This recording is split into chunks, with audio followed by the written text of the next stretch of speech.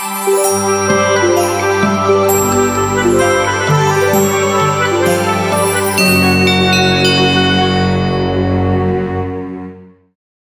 Sobat Teduh, bersama saya Tina dan rekan saya Melly dalam podcast Ruang Teduh, Sambung Kasih Peduli Lebih.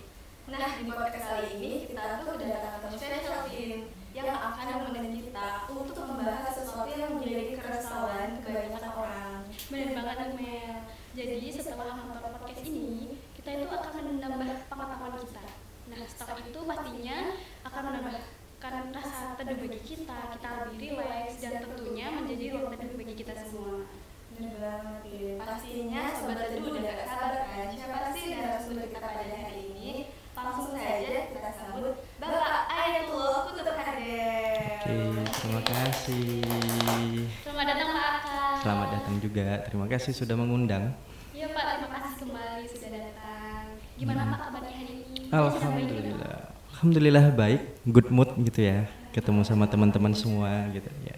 Biar Sobat Teduh lebih mengenal siapa sih pembicara kita pada hari ini, dipersilakan untuk Pak Aka perkenalkan diri terlebih dahulu. Oke, nama saya Ayatullah Kutub Hardel. Teman-teman biasanya di kampus sama di lingkungan itu manggilnya Aka, biar sederhana. Saya aslinya dari Riau, tapi udah lama di Jogja dan sekarang amal soleh atau kerjanya aktif di UIN Surakarta, UIN Solo. Itu sih, dan beberapa kali ya jadi rekan asosiat psikologis gitu di lembaga-lembaga psikologi terapan seperti di LPT UI dan kemudian ada biro-biro yang lainnya juga. Gitu sih keseharian saya. Jadi Sobat Teduh, Pak Aka merupakan seorang psikolog dan juga seorang dosen yang mengajar di salah satu kampus di Surakarta. Berhubung beliau seorang psikolog, jadi sangat relate nih dengan pembahasan kita pada kali ini. Benar banget Mel. Jadi gini Pak. Saya itu sering mendengarkan cerita dari teman-teman, bahkan saya ketika melihat sosial media nih, saya itu menemukan keresahan teman-teman. Jadi mereka itu bingung setelah yang sekolah itu setelah lulus mau kemana, terus yang kuliah itu bingung, ngerasa tidak sesuai jurusannya, terus mau lulus tuh mau kerja apa ya, mau jadi apa gitu. Bahkan yang udah kerja pun ngerasa karirnya itu stuck gitu-gitu aja gitu loh Pak. Pada fase itu mereka itu merasakan suatu cemas. Nah, dan mereka itu nggak tahu harus bagaimana gitu. Apakah itu termasuk fase-fase quarter life crisis? Oke, apakah itu termasuk quarter life crisis atau enggak gitu ya? Dasar dari quarter life crisis itu kan ada di isu-isu perkembangan ya. Kalau teman-teman di kelas itu biasanya belajarnya di psikologi perkembangan gitu. Nah itu erat tuh kaitannya dengan isu perkembangan, terutama banyak yang bilang quarter life crisis itu adalah krisis di seperempat abad usia gitu. Seperempat abad usia itu kan berarti sekitaran 25 tahun ya dan sekitarnya gitu. Beberapa penelitian juga ada yang mengatakan 18 sampai 30 tahun itu fase-fase wajar untuk quarter life crisis gitu. Apakah itu wajar? Beberapa kasus wajar, beberapa kasus lagi nggak wajar. Jadi memang kontekstual sih gitu. Itu menjadi wajar karena memang penelitian-penelitian sebelumnya mengatakan bahwa banyak anak-anak muda yang mengalami fase storming gitu, fase-fase badai, galau, kecemasan meningkat dan lain sebagainya. Itu karena penelitian itu yang mengatakan bahwa normalnya pemuda ya seperti itu, sehingga quarter life crisis itu dikatakan sebagai fenomena yang wajar. Tapi ada penelitian lainnya mengatakan bahwa ya pemuda itu bukan seperti itu defaultnya gitu. Pemuda itu defaultnya itu nggak galau, nggak cemasan, nggak mengalami masa badai itu, karena di beberapa belahan dunia membuktikan bahwa ada pemuda-pemuda yang bisa bertahan ternyata gitu. Jadi kalau saya sih mengambilnya bahwa tergantung dari perspektif mana gitu, dan bergantung pada apa dasar kita mengatakan bahwa fenomena ini wajar, fenomena ini enggak wajar gitu, karena ini sangat erat sekali dengan isu-isu psikologi perkembangan sih gitu. Kalau ini dapat dikatakan Pak, fase-fase di usia 20-an itu pasti pernah atau akan mengalami quarter life crisis tersebut. Nah, apakah selain tanda-tanda yang sudah disebutkan, ada kecemasan atau galau, apakah ada tanda-tanda ciri-ciri lain orang yang mengalami quarter life crisis tersebut Pak? Oke. Wajar atau nggak wajar, itu menjadi wajar ketika memang dia di fase sebelumnya itu nggak mempersiapkan dengan baik gitu ya. Satu di antara tokoh psikologi perkembangan itu ada yang namanya Papalia. Papalia itu buku dasarnya itu psikologi perkembangan. Memang di situ dia menuliskan bahwa ada 3 isu yang paling erat kaitannya dengan pemuda.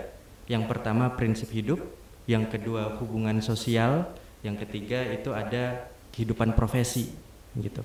Nah, semakin dini orang-orang atau anak-anak mempersiapkan 3 isu ini, Papalia mengatakan bahwa nanti ketika dia menjadi pemuda, dia tidak akan mengalami kecemasan itu tuh. Dia nggak akan mengalami kegamangan itu. Dia nggak akan mengalami quarter life crisis. Tetapi kalau misalnya dia gagal mempersiapkan 3 hal ini, biasanya nanti kegagalan dari salah satu aspek ini itu akan mempengaruhi di quarter life-nya itu sehingga menyebabkan kekrisisannya itu.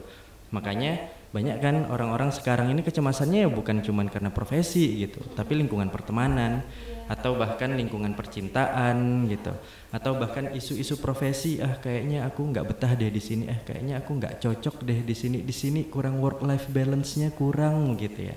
Sehingga aku harus pindah deh dari sini gitu. Jadinya dia galau karena menurut Papalia, karena ini konsepnya psikologi perkembangan, harusnya ya dipersiapkan dulu nih gitu. Dan tanda-tandanya biasanya di 3 isu itu. Pertama kalau prinsip hidup, dia belum punya nih identitas dirinya seperti apa, dia memandang dirinya itu seperti apa, itu dia belum jelas. Kalau hubungan interpersonal, berarti hubungan pertemanannya itu nanti gimana, menyebabkan kecemasannya kah, atau salah meletakkan standar harga dirinya gitu. Dia selalu memfokuskan standar dirinya pada komentar orang lain gitu. Atau profesinya, dia yang bingung mau jadi apa, dia yang bingung kerja ini kok nggak cocok, kerja itu juga nggak cocok gitu. Jadinya ya itu tanda-tandanya biasanya berkaitan dengan 3 isu itu berdasarkan penuturan dari Papalia gitu sih. Oh iya, tadi kan Bapak bilang itu harusnya dipersiapkan dari awal untuk menghadapi itu. Kan beberapa orang tuh nggak mempersiapkan itu. Jadi waktu itu dia mengalami krisis. Nah, apa sih Pak kiat-kiat yang dapat dilakukan untuk menghadapi hal tersebut? Oke. Namanya konsep psikologi perkembangan ya, satu di antara prinsip perkembangan itu kan adalah asas kontinuitas ya. Jadinya apa yang kita lakukan hari ini itu akan sangat berdampak pada bagaimana kondisi kita di masa depan gitu. Jadinya dia harus melakukan persiapan-persiapan itu. Misal untuk prinsip dirinya itu ya dia harus bisa menerima dirinya seutuhnya, kemudian dia dapat menggambarkan dirinya dengan sebaik mungkin, sepositif mungkin. Prinsip diri itu gitu. Kemudian dia menggambarkan dirinya saat ini dan masa depan itu nanti seperti apa. Itu harus jelas dulu, identitas diri lah sederhananya. Itu harus dia perjelas dulu. Kemudian untuk hubungan interpersonal, tentu kalau hubungan interpersonal kan jangan sampai kita ini tergabung dengan orang-orang yang toksik lah ya gitu. Bergabunglah dengan orang-orang yang positif, apresiatif, produktif gitu. Kemudian ya untuk profesi menurut saya sangat amat mungkin untuk teman-teman kembangkan sebelum di masa-masa quarter life ini gitu. Ketika teman-teman sudah bergabung dengan orang-orang positif, ketika teman-teman sudah bergabung dengan teman-teman yang produktif, apresiatif, menurut saya nanti akan mengalir juga ke profesi ini. Teman-teman bisa terinspirasi dari persahabatannya itu gitu. Teman-teman juga bisa mempersiapkan kalau misalnya terinspirasi dalam bidang A, berarti sudah persiapkan gimana caranya teman-teman ini memang fit in pada bidang A itu gitu. Gitu sih, jadinya penting untuk mempersiapkan. Nah, yang menarik saya nggak apa-apa ya cerita dikit ya tentang penelitian yang mengatakan bahwa ternyata ada loh anak-anak yang tidak mengalami quarter life crisis ketika dia menjadi pemuda atau remaja gitu. Ternyata si peneliti ini menemukan fakta bahwa anak-anak yang tidak mengalami quarter life crisis ke depannya itu ketika masa kecilnya itu dia sudah diberikan tanggung jawab begitu. Dia sudah dibiasakan dengan tanggung jawab oleh orang tuanya. Pada saat itu si peneliti ini itu melakukan penelitian di sebuah desa di Skotlandia di mana di situ ada peternakan domba. Banyak banget peternakan domba. Kemudian si anak-anak itu di keluarga desa itu sudah dibiasakan untuk mengembala domba gitu. Mengembala domba kan kita harus banyak fokusnya harus itu ya, harus kuat gitu. harus memperhatikan masing-masing domba gitu, jalan sesuai dengan rombongannya, nggak ada yang tersesat atau dimangsa oleh serigala gitu. Nah, tanggung jawab itulah yang kemudian ditumbuhkan, dibiasakan oleh pedesaan di daerah Skotlandia itu, biar anak-anak itu paham akan konsep tanggung jawab itu gitu. Kalau orang sudah merasa tanggung jawab, dia akan berusaha untuk memenuhi tanggung jawabnya dengan baik gitu.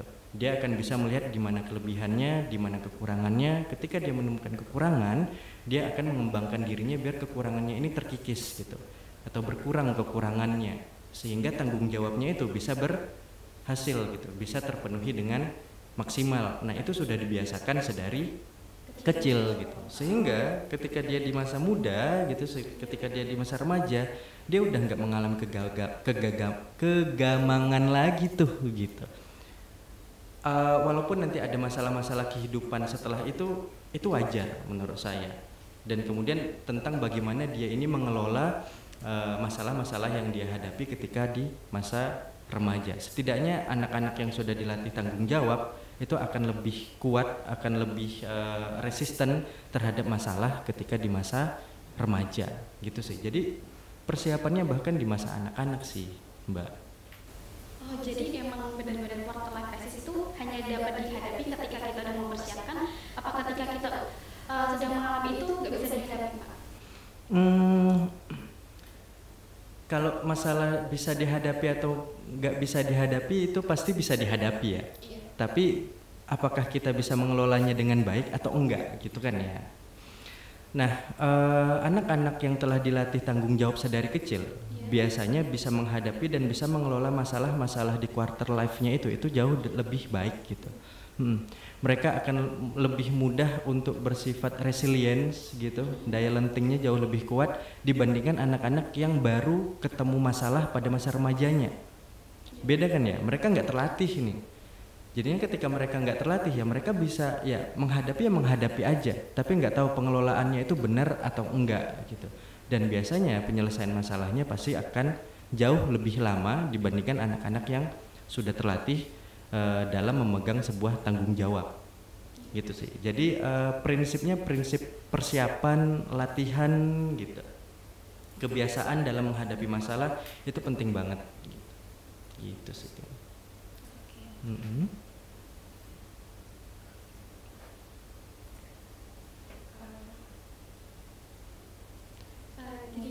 Boleh silakan Mel. Jangan rebutan dong, jangan rebutan. Iya. Santai Silakan aja. Mel, boleh. Gantian boleh.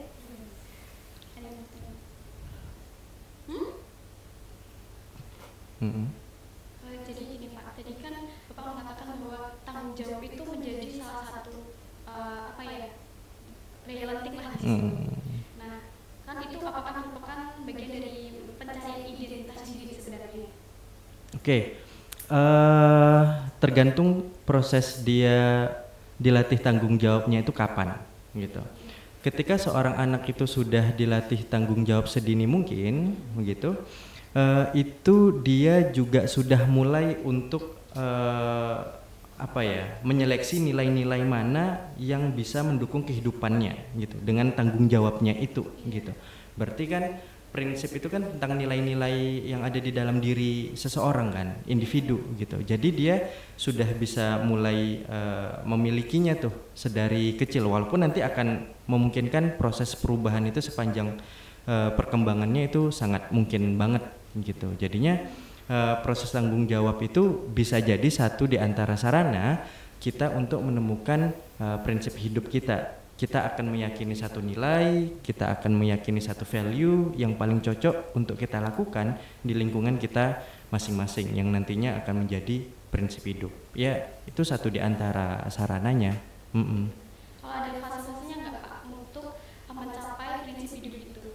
Jadi pembentukannya itu dalam bentuk apa aja gitu? Oke. Kalau fase-fase pembentukan prinsip hidup itu biasanya kita akan mengalami yang namanya trial and error ya. Hemat saya sih begitu. Karena kita nggak mungkin bisa langsung menerima satu nilai, bisa langsung menerima satu value begitu ya. Dan kemudian kita cocok dengan value itu sendiri gitu. Karena menurut saya keyakinan kita terhadap satu nilai, penerimaan kita terhadap satu nilai pun sejatinya itu bisa berubah-ubah dari satu waktu ke waktu yang lain gitu. Tergantung nilai mana yang paling fit in dengan kita dan tujuan hidup kita gitu. Jadinya akan ada fase di mana dari anak-anak ke remaja ini itu mengalami pergantian value atau pergantian prinsip hidup gitu. Dan satu orang dengan orang yang lain dalam menemukan prinsip hidup itu menurut saya nggak ada fase yang pakem gitu. Satu orang bisa cepat, satu orang bisa lama pencariannya gitu.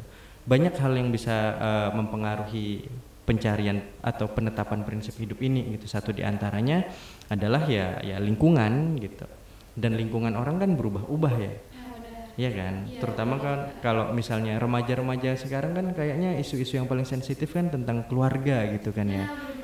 Tahun ini keluarganya stabil, belum tentu tahun depan stabil juga gitu. Bisa jadi value-nya berubah lagi kan, prinsipnya juga berubah lagi gitu. Jadinya ada yang mengatakan ini ya fase gitu. Ya terutama fase-fase yang berkaitan dengan fase perkembangan gitu sih. Jadi nggak ada fase yang pakem dalam pencarian prinsip hidup sih, hemat saya gitu. Oh iya, paham.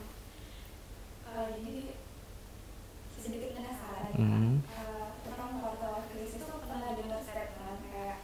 Seseorang itu akan mengalami fase bingung. Nah, tapi tidak semua orang itu berada di fase krisis. Nah, itu benar nggak sih Pak? Maksudnya yang di fase krisis dalam quarter life crisis itu yang gimana? Oke. Biasanya fase krisis yang di dalam quarter life crisis itu yang paling parah sih ya, menurut saya itu hilangnya harapan sih.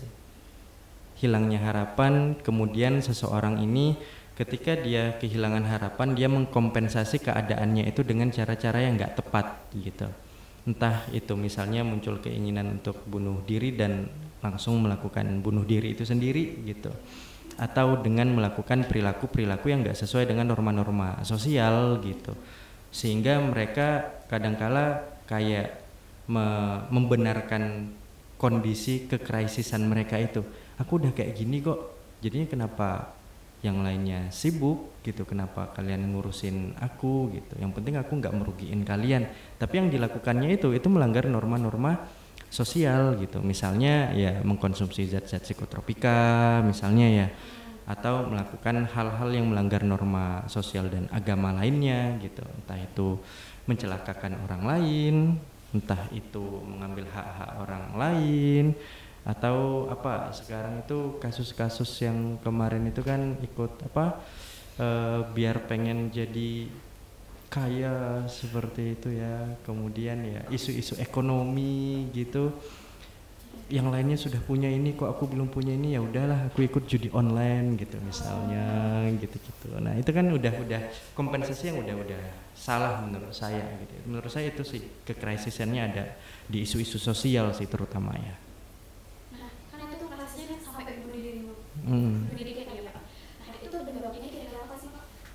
Ya itu tadi hilangnya harapan untuk hidup itu tadi gitu. Saya itu membaca beberapa jurnal penelitian dan termasuk artikel yang dipublish oleh CPMH-nya UGM gitu, ternyata orang-orang bunuh diri itu tidak mau untuk bunuh diri gitu. Tapi karena mereka nggak punya harapan untuk hidup lagi gitu. Jadinya untuk apa hidup gitu. Ya sudah gitu, akhiri aja hidupnya gitu. Jadi logikanya mereka seperti itu gitu. Jadi tidak semua orang yang bunuh diri diawali dengan keinginan untuk bunuh diri, enggak, tetapi bisa juga diawali oleh hilangnya harapan gitu.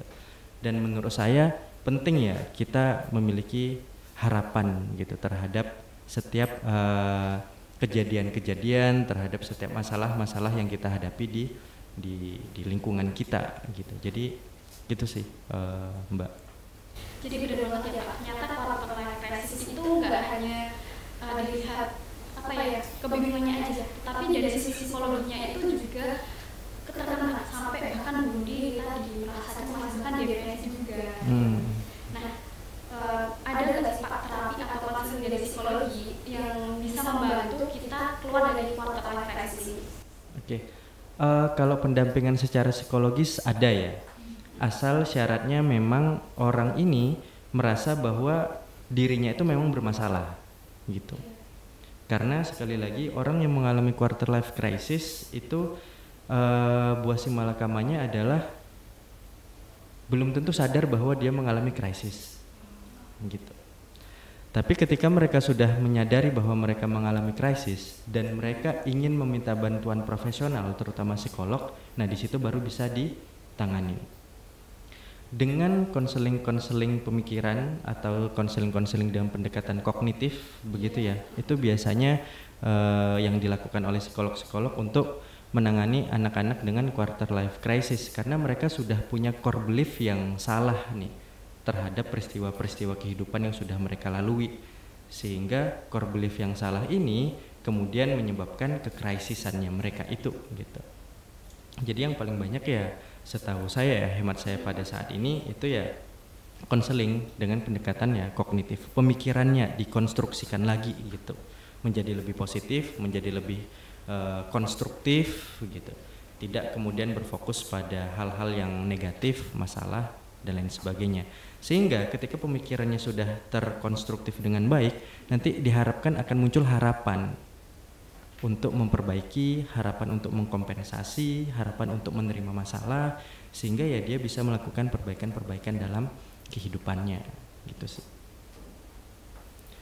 Jadinya ya tetap ada gitu. Jadi menurut saya teman-teman yang merasa bahwa mengalami quarter life crisis ya gitu, yang penting merasa capek itu boleh-boleh aja gitu.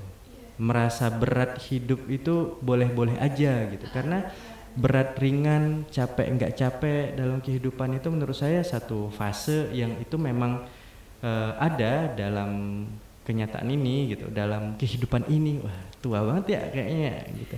Dalam kehidupan ini gitu. Tapi kan menurut saya ketika itu menjadi suatu hal yang wajar untuk mempertahankan diri kita sendiri, setidaknya kita jangan menyerah lah gitu.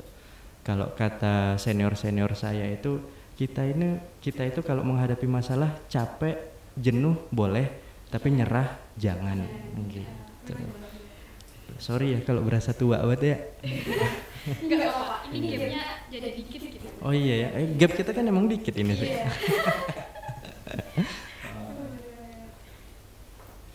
Kalau misalnya Pak, kan itu kan yang menyadari, kan beberapa orang tuh nggak nyadari gitu loh, bagaimana sebenarnya mereka tuh menyadari bahwa mereka tuh dalam fase krisis. Kan itu bahaya banget nih Pak, jadi bisa stres, depresi kayak gitu. Oke. Biar mereka ini bisa sadar gitu ya dengan fase kekrisisan mereka gitu ya. Gimana ya? Itu ya tergantung dalam dirinya mereka sendiri juga sih gitu, dan tergantung dalam lingkungan mereka tergabung dalam lingkungan yang seperti apa gitu. Kalau mereka tergabung dalam lingkungan yang sama-sama mengalami krisis gitu ya, bisa jadi ya mereka nggak menyadari kekrisisan mereka karena mereka menganggap oh itu tuh ya hal yang wajar ternyata ya gitu. Gitu. Tapi kalau misalnya mereka tergabung dalam lingkungan-lingkungan yang lebih positif dari mereka, nah nanti kan mereka akan ngerasa tuh gap antara keadaan mereka dengan lingkungan mereka, sehingga mereka akan merasa bahwa oh ternyata ada yang kurang, ada yang salah dengan diriku gitu. Dan menurut saya sekarang banyak banget kesempatan untuk mereka mengakses tentang kondisi kesehatan mental yang stabil itu seperti apa, sehingga mereka itu bisa kemudian merefleksikan ke dirinya sendiri, kira-kira aku ini sudah sehat atau belum ya secara mental gitu. Jadinya banyak yang bisa mereka lakukan sebenarnya untuk menyadari bahwa mereka ini krisis atau enggak krisis gitu. Yang jelas menurut saya yang harus mereka sadari adalah jangan sampai mereka meyakini bahwa masa remaja itu ketika mereka mengalami quarter life crisis itu adalah hal yang default sifatnya. Default itu maksudnya adalah hal yang wajar gitu. Jadi kalau udah remaja, kalau krisis ya udah emang masanya masa krisis kok gitu. Nah mereka jangan sampai meyakini seperti itu gitu, karena dalam tahapan perkembangan itu remaja itu idealnya ya tidak mengalami krisis gitu. Mereka idealnya hanya mengalami, bukan hanya ya sorry, mereka idealnya mengalami masalah-masalah yang cenderung lebih besar daripada masalah-masalah perkembangan sebelum remaja itu sendiri gitu.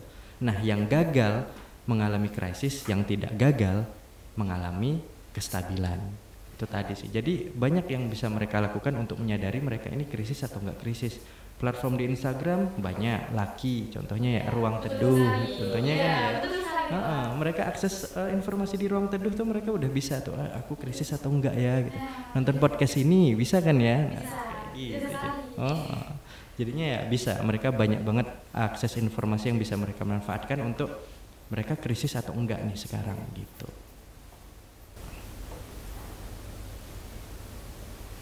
Jadi dari yang dikatakan tadi Pak, termasuk apalagi di kemajuan teknologi saat ini pasti banyak kita menemukan mengenai kesehatan mental di sosial media. Nah, apalagi self diagnose. Nah, itu banyak banget orang kayak baca di sosial media kayak, oh ini tuh kayak aku ngalamin gitu. Nah, itu kan bahaya ya Pak.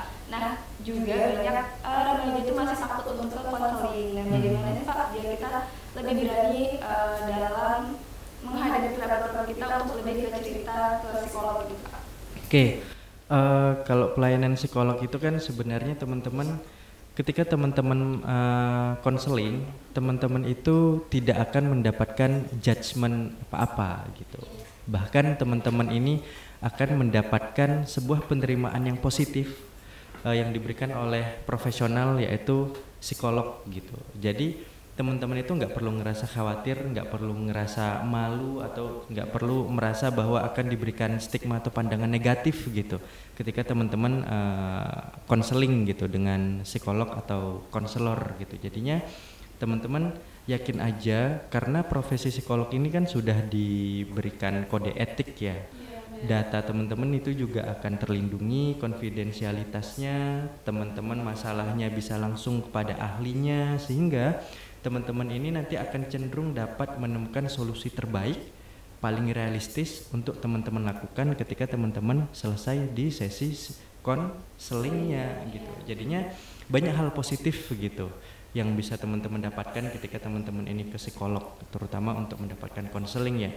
Penerimaan positif, apresiatif yang diberikan oleh psikolog, kemudian orang yang ahli, kemudian orang yang ahli ini punya kode etik profesionalnya juga, datanya terjaga, konfidensialitasnya gitu, dan teman-teman langsung didampingin gitu secara intensif juga gitu melalui konseling jika menginginkan pendampingan yang intensif tentunya gitu sih. Jadi banyak nilai plusnya. Oke, benar banget. Jadi sobat teduh, kalau kalian melihat internet, kalian tuh jangan melakukan judgement. Oh, ketika kita baca internet nih, ciri-cirinya sama kayak aku, wah aku depresi nih. Jangan sampai kayak gitu. Ketika kalian merasa lagi gak enak, ternyata kok ciri-cirinya sama, datang aja ke profesional. Di situ kalian gak akan dijudgement, rahasia kalian dijaga, dan pastinya kalian akan dapat feedback yang akan membangun kalian untuk menjadi lebih baik gitu. Sip, ya gitu ya gitu. Karena kan orang-orang kan sekarang banyaknya takut gitu kalau ke psikolog, oh ini nih orang stres nih gitu kan, oh orang depresi ini gitu, takut banget kan gitu. Tapi tenang, ketika teman-teman ketemu psikolog ya teman-teman nggak akan mendapatkan perlakuan yang seperti itu gitu. Baik Pak Aka, sobat teduh, akhirnya kita sudah berada di penghujung acara. Untuk Pak Aka mungkin ada pesan-pesan yang ingin disampaikan kepada sobat teduh yang lagi mendengarkan podcast kali ini mengenai fenomena quarter life crisis. Oke, seperti yang saya sampaikan di tengah-tengah tadi ya teman-teman, ketika teman-teman merasa berat dalam menjalani kehidupan gitu dengan masalah-masalah yang dia hadapi di lingkungan teman-teman masing-masing, teman-teman nggak masalah kalau misalnya teman-teman ini ngerasa capek. Teman-teman nggak masalah kalau merasa bahwa jenuh gitu, nggak kuat lagi gitu, itu nggak masalah gitu. Tapi jangan sampai teman-teman itu nyerah gitu.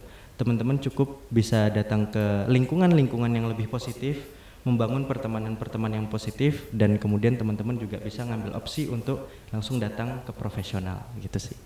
Ya, jadi sobat diingat kembali pesan-pesan Pak Aka kalau menjalani sesuatu yang berat dan jenuh itu hal yang biasa. Tapi jangan lupakan bahwa kita tidak boleh menyerah.